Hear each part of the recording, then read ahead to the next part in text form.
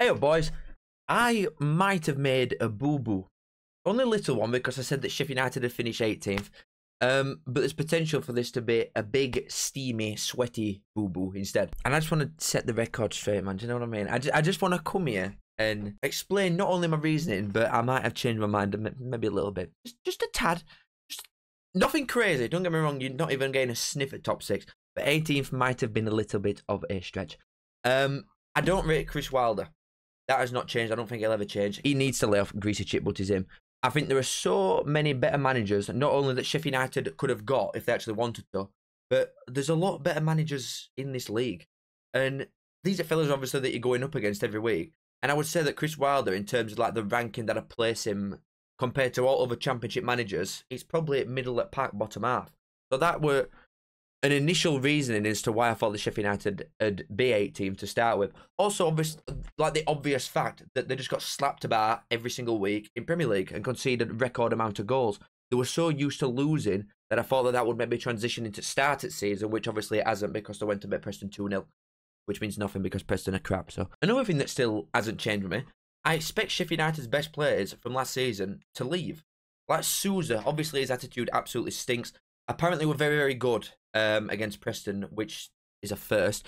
But Sheff United are going to get bids for him before window's done. And is he going to be typed to go into manager's office, say, if he knows that bids have come in, if his agent's told him that these X, Y, and Z clubs want you, is he going to be typed that goes in and says, these clubs, Fulham, someone like that, are in a better league, they're going to pay me more money, I don't have to live in Sheffield anymore and it's a complete shithole, I want to leave. I could see him being that type of bloke. There's also that centre-half from Bosnia, I can't even be bothered trying to say his name, Ahmedzovic. Anal Dave, apparently, is his nickname. Who knows? But I could see him going as well. It does look a bit like an accident waiting to happen. And to be honest, if he did go, if I was a Sheff United fan, I wouldn't even be that fussed. Because if you can get a decent fee for him, if you can get a decent fee for a defender that's just conceded 100+ goals in Premier League, then take it and reinvest it into somebody that's got A for brain. Because there's no good defender in this world who is going to concede 100 goals. Even if they're surrounded by complete muppets like he was last season. No good centre-half is conceding 100 goals. I'm sorry, I just can't. You can't accept that. And then finally, this way, Emma, he was one of the best players in Championship when he was at Coventry. And that's, what, over a year and a half ago. He's definitely one of the best in Championship again now, if not the best. Apparently, his release clause has expired. I think the idea of release clause was that whatever the fee was that Sheff United actually played Coventry to start with, his agent had put that in again in case Sheff United go down, which were inevitable anyway. So it would just aware him again, Premier League experience, get a bit more brass, and then if they come back down, he can leave again. But that has expired. But honestly, I think that means very little. Generally, and I'm not even just saying this. If a Premier League side wants him, or a side, say like, just for example, Roma, Napoli, sides like this, European sides in a different country, if they want him, they're going to come and take him, regardless if there's a release clause there or not. And if it is, what, 80, I'm sure like 15, 18 million quid to start with. It's not going to cost a lot more than that anyway. It's just, I feel like this is Sheff United fans trying to like, roast tinted glasses in it and just hope that just because it's gone, that's enough and that people are leaving him alone now when it's not the case. Because I also saw that Ipswich have been flirting with him and that centre-back as well. So if someone like that wants him, then they're going to come and take him anyway. However, there is obviously a chance that he might stay, which is crazy to me. I mean, obviously this window, as the window gets close to ending, teams are going to get a little bit more desperate, aren't they? They're going to be putting a little bit more bids in, probably chucking a little bit more money as they get more desperate. And there's going to be probably a few bids for a lot of Sheff United's better players from last season, which a lot of better players is a bit of a stretch. You might be able to count them on 3 fingers or 2. And if Emma does leave, it'll not be 18th.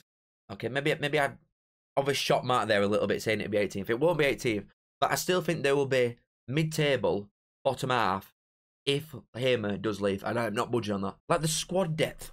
Despite all the signings that they've made, which are quite good, I'm going to come to that in a minute, the bench and the depth is shit. It's so bad. And obviously I'm aware there's players that are effectively signed like Cooper and Maxaki. At the time of me recording this, they're not signed yet, but they're as good as done, do you know what I mean? But the bench against Preston, you've got Koulibaly, who won't even get a game for Answorth. You've got Louis Marsh as a kid. You've got Peck as a kid. Sariki is a kid. Brewster's Brewster. And then you've got Slimani and Trusty who are decent bench options at a push. Harry Souttar won't belong till he's starting. He's actually a very good signing. Both the keepers are crap, but obviously that's changing with Cooper coming in. Obviously you've got Norrington Davis, who is a squaddy at most, but he's injured. Sam McCallum and Shackleton will both be squad players. They're not coming to start. They're going to be backups to your fullbacks. All them 3 are injured. Once you add Cooper to this team in net, that's obviously a huge, huge upgrade. He's one of the best 6 keepers in the league. Cooper is a playoff standard keeper. So that's a very good signing. And this Raksaki, I'm going to talk about him in a minute because he is absolutely nuts. I genuinely can't believe that they've got him. But you add him to this team and take Brooks out, Raksaki, the drop-off then from that starting 11 to the bench is massive. Genuinely, you get a couple injuries to that starting 11 and you go from a team that looks like a nailed-on playoff at least with the starting 11 to then you just plummeting after you take one player out, a couple of places out, and it's gone straight away. Like, just one example of this. You get an injury to Kiefer Moore, which is inevitable because the bloke's about 40 and a big stiff idiot. And you have then got either Tyrese Campbell or Brewster leading line for a team that wants to do something to the championship. No way. I'm sorry. That is a massive drop-off. Any of them midfielders get injured, and the next best option is Slimani or Koulibaly. So you're going from a starting 4 of Sousa, Arblaster, Hamer, and O'Hare, which that well, you're going to put Hamer as like a winger, right? Like a left-sider. But that is nuts as a starting 4. But then one of them gets injured, and you've got Koulibaly or Slimani. That drop-off is too big. If you look at the actual top sides, like say a Leeds or a Burnley or a Coventry, someone like that, who you'd expect to just be like nailed on for top 6. Any of their players get injured and they've got someone else to step in who's ready and is of the caliber that you need straight away. And that's the difference, I think, between Sheff United, who might they're going to go on little runs out and then get some wins and stuff like that behind them. But a couple knocks, you get tired, you go far in a cup and your players are just shattered, something like that. And you've got to bring on someone like a Slimani or a Koulibaly or some kids that just aren't up to scratch yet. It's such a big difference to Coventry, Burnley, Luton, who've got someone there that could just come in and it affect nothing. Now, obviously, once they get Raksaki in, Sheff United can still get 2 more loans in to then max the squad out at 5. It needs to either be 2 midfielders or a midfielder and a winger, because the depth in them positions especially is so bad. It's so bad. Like the wingers, the starting Hamer on left. Hamer's like we're an 8 or a 6 at Coventry, and now it's been shoved out to wing when he's your best player to accommodate other things because there's no depth there. Brooks, say if you get Raksaki in and he starts, Brooks off bench is a decent option. But he can't cover both sides on himself, can he? He can't do it can't come on in both positions. If someone tells me about Brewster or chuffing Tyrese Campbell left wing, now obviously when you look at the signings that they've actually made, they're really, really good. Like really, really good. Some of them. And we're obvious that they were going to get some serious loans in. But the Raksaki one, I'll talk about that in a minute. Gilchrist and Suter from Chelsea and Leicester, top 6 level signings. All right, very good signings. Raksaki is like a title winning signing. The level is that big. It's no surprise that Leeds wanted him, and didn't Leeds put £15 million on table for him, something like that? That got declined because Crystal Palace see him as a player in Premier League, from mid-table Premier League side eventually. That's the standard that this bloke is at. I'm sure his last loan at Charlton still 2 years ago. So he'd have been 19, and he got about 25 goal contributions as a 19-year-old winger in a very physical, horrible league in League 2. I'm telling you, he's summited him. And if you then add that to the front 6, if they keep the players, which is, what, Sousa and Arblaster, you got O'Hare in 10, Hamer off left for some reason because they refused to get a winger. Raksaki off right and Kiefer Moore up front. That is a promotion winning front 6. Genuinely. Where am I going with this? It's just the depth. The depth is so far off it, man. You can't rely on loans either because, say, like, let's just say, for example, Eze gets injured, or they sell Eze, or Raksaki starts pulling trees up in Championship, his best player, and Crystal Palace think in January, great, well, he's obviously ready, so we'll just bring him back. So he's gone. Your best player's gone. Probably one of the best players in the league. What could be at this time in 3-4 months could be gone straight away. Same with any loans that anybody gets. But you can't rely on these fellas to be your best players. They need to get some players in Sheff United that they actually own. They need a couple more of them lads. And free agent market now has gone. Like, all your best ones have gone. I mean, to be fair, the Rinse living shit out of that, didn't they? They've got a few decent ones in there. But I can't see that owner spending loads more money either. Because if they buy Cooper for £2 million, that takes a total spending to £7 million just with Cooper, Harrison Burrows and Kiefer Moore. That's £7 million spent. I don't think he's going to spend a lot more than that, even with the like 35 odd million quid that they've got in incomings this summer alone, and or parachute money as well.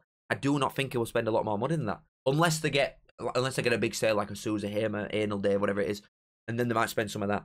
But they're only going to sell them type of players in the last couple of days at window, and they won't have time then to bring in adequate replacements. It'll just be like a big impulse rushing buy, which it might put them in an even worse place. But either way, I just do not think that the depth is there, and I think that'll bite them in arse. Maybe it's not going to take a fat chunk out of their ass at the point of sinking them to 18th. But if they sell Hamer, it's still bottom half. I might we'll go like 15th if they sell Hamer, because I genuinely think he's that important. But I think with a really, really crap bench, a manager that I actually just don't rate all that much. Yeah, he's Mr. Sheff United, isn't he? But I'm still not having it. And then Sheff United being 1 or 2 injuries away, realistically, from being very, very weak and a much worse squad. If they keep Hamer, I will give them 12th. I will give you top half. You can be at the bottom of the best page. After all this, right? I'm pretty Sheff United up 6 places. Why even bother? Jesus Christ, why bother? 6 places, that's like 5 points. Last season, there were 8 points between 18th and 9th, right? That entire zone in Championship, 18th to 9th, doing nothing at either end. 8 points.